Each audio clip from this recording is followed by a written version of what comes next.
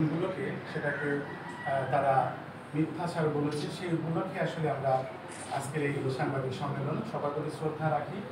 আসলে মূলত আমাদের এই সপ্তম মডেল স্কুল একটি সাদাতপুরকে আলোকিত করার জন্যই প্রতিষ্ঠানটাকে আমরা তিল তিল করে গড়ে তুলছি এবং সেটার ডকুমেন্ট স্বরূপ আমরা প্রত্যেকটা অনুষ্ঠানে কিন্তু আমরা লাইভ করে এটা আপনাদেরকে জানাই এবং সেটা চাক্ষুষ। এবং আজকে মোটামুটি গতকাল আমি ঢাকা ছিলাম, আমার ভাসিদের বিয়েতে ছিলাম, সাংবাদিক সম্মেলনটা দেখার পর আমি ঢাকাতে ওই মুহূর্তে রওনা দিই এবং যতটুকু পেরেছি আমি চেষ্টা করেছি সেই অভিভাবকদের বা যারা আমাদেরকে এই সপ্তবর্ণকে আলোকিত করছে তাদেরকে উপস্থিত রাখার মোটামুটি চেষ্টা করেছিলাম। এক রাতে আসলে অনেক কিছু করা যায় না, সম্পূর্ণ কাজ আসলে আমি মূলত করি।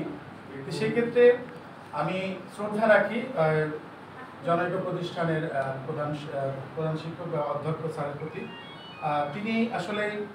তিনি তার ক্ষোভ থেকে কথাগুলো বলেছেন, কারণ ওই আমাদের জনৈক যে প্রতিষ্ঠানটিতে আমরা ছিলাম দীর্ঘদিন এবং সেটা আপনারা সবাই জানেন, সাদাতপুরবাসী জানেন যে ওই প্রতিষ্ঠানটা প্রতিষ্ঠিত করার পিছনে কিন্তু আমাদের অনেক অবদান আছে। তো সেক্ষেত্রে যদি একসাথেই ছিলাম, একসাথে আমরা প্রতিষ্ঠানটি সফলতা এনেছি এবং সাদাতপুরের সকল অর্জন তিনি কিন্তু আমাদের হাত দিয়ে নিয়ে আসতো বা সেও সাথে আমাদের সহযোগিতা করতো, সে প্ল্যান ছিল আমাদের কার্যকর করতো আমরা। তো সেই ক্ষেত্রে আমরা যখন চিন্তা করলাম যে সাদাতপুরে একটি প্রতিষ্ঠান আরও অনেক বেশি প্রতিষ্ঠান হওয়ার দরকার, যে প্রতিষ্ঠানের মাধ্যমে সাদাতপুর আলোকিত হবে। তো সেই ক্ষেত্রে আমরা আবার সপ্তবর্ণ প্রতিষ্ঠা করি এবং সেই ক্ষেত্রে 2019 সাল থেকে যাত্রা শুরু করে আমরা এই পর্যন্ত কথা বলার ইচ্ছে আমরা যে রেকর্ডটা করেছি, রেজাল্টের রেকর্ড করেছি, সেই রেজাল্টের রেকর্ড একটা প্রতিষ্ঠানকে এই 4 বছরের মধ্যে সাদাতপুরের শীর্ষ অবস্থান করে নিয়ে যাচ্ছে। এটা আমাদের ওই স্যারের কাছে কেন, সারা যে কোনো মানুষের কাছে এটা, যারা এই সেক্টরে আছে অনেকের কাছে এটা মনে হবে যে এত তাড়াতাড়ি কীভাবে সম্ভব, এবং তার কাছে যে কষ্ট লাগাটা বিশেষ করে স্যারের কাছে কষ্ট লাগাটাই স্বাভাবিক, কারণ স্যারের কাছে আমরা ছিলাম।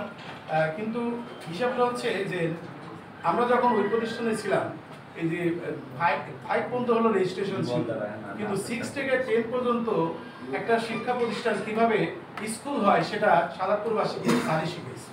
একটা অবৈধ শিক্ষা প্রতিষ্ঠান কিভাবে হয় স্কুল হয় সেটা স্যারাই শিখেছে। এবং স্যার শেখানোর পরে যখন সাদাতপুরে কোনো প্রতিষ্ঠান ছিল না, একমাত্র সেই জনৈক প্রতিষ্ঠানটা ছিল, যে প্রতিষ্ঠানে 6 থেকে 10 পর্যন্ত রেজাল্ট আমার হাত দিয়ে এনে আমাকেই বলা হতো যেটা স্কুল প্রতিষ্ঠানের রেজাল্ট, এবং আমার হাত দিয়ে সকল কার্যক্রম করা হতো। সেক্ষেত্রে আমি ওখান থেকে শিখেছি যে একটা অবৈধ শিক্ষা প্রতিষ্ঠানকে কিভাবে বৈধ কথা বলা যায় যে একটা শিক্ষা। কিন্তু সেই ক্ষেত্রে ধারাবাহিকতা হয়। কিন্তু আমি যখন প্রতিষ্ঠানটা করলাম 6 থেকে 10 পর্যন্ত, আমি দেখবেন যে আমরা এখানে কোচিং শব্দটা ইউজ করেছি, যে Saptaborno model school and coaching এই শব্দটা ইউজ করি, কারণ 6 to 10 পর্যন্ত আমার যে এখানে যদি আপনারা ডকুমেন্টস বলেন, এটা যদি আমি এখানে বের করে আপনাকে সাবমিটও করি, এটা হলো অন্যায়, এটা হচ্ছে খারাপ, এটা কি বলো আইনত দণ্ডনীয় অপরাধ। কারণ 6 থেকে 10 পর্যন্ত কোনো ডকুমেন্টস যেখানে রেজিস্ট্রেশনই নাই, সেখানে একটা শিক্ষা প্রতিষ্ঠানের কোনোভাবে থাকতে পারে না।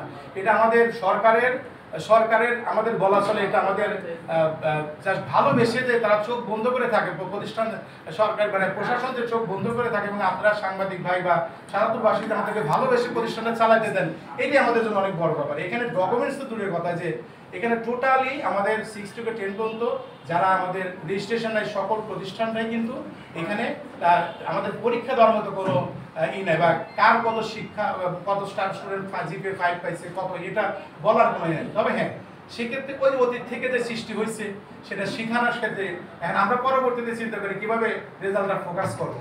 সেই হিসেবে অতীতের সেই রেখা তো আমরা অবৈধ, যে এখন কিছু সুনামধন্য স্কুল আছে যাদের বাচ্চাগুলো আমাদের কাছে এই প্রাইভেট পড়ে, ওই বাচ্চাগুলোকে যদি আমি অধিকার করি এটা আমার স্টুডেন্ট, আমার নামে তো কেস হয়ে যাবে, এটা তো এই স্টুডেন্ট আমার না।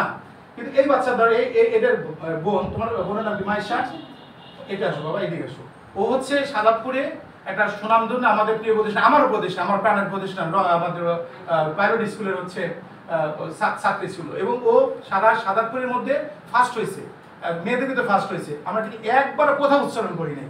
আপনারা দেখবেন যে এই ছেলেটা, তুমি আসো বাবা আসো, এই ছেলেটা আমাদের কাছে সারাদিন থাকতো, হলো 1261 পেয়ে সারা থানার মধ্যে ফার্স্ট হয়েছে। ও সারাদিনই আমাদের সাথে থাকতো এবং ওর অভিভাবক উপস্থিত, তুমি আসো, ও সেকেন্ড হয়েছে, সারাদিন আমাদের সাথে থাকতো। তারপরে আমরা বলতে পারবো না যে আমাদের স্কুলে, কারণ ও অন্য একটা স্কুলে রেজিস্ট্রেশন করা। কিন্তু এই বাচ্চাগুলো এর মতো বাচ্চা ও কিন্তু ওর কিন্তু ওর বোন হচ্ছে থানা ফার্স্ট হয়েছে মেয়েদের ভিতরে, কিন্তু 1/24 মধ্যে একটা প্রতিষ্ঠান সাদাতপুরের শীর্ষ অবস্থানে চলে যায়। এটাই হচ্ছে স্যারের মন খারাপের বিষয়। এবং স্যার এই কথা বলেছে, আমি শুনেছি যে সাদাতপুরে আমার